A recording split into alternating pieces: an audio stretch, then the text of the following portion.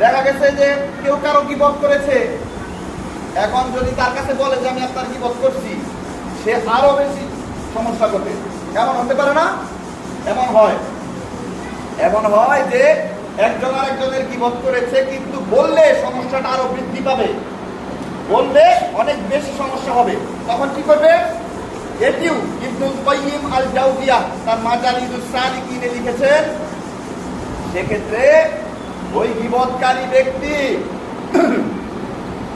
যে সব মজলিসে ওই ব্যক্তির গীবত করেছে, সমালোচনা করেছে, সেই সব মজলিসে তার ভালো দিকগুলোর কথা বেশি বেশি বর্ণনা করবে।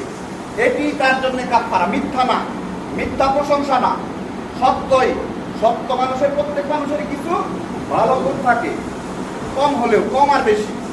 একবারে যে পাপিষ্ঠ ব্যক্তি, তার মধ্যেও কিছু ভালো গুণ আছে, আছে না?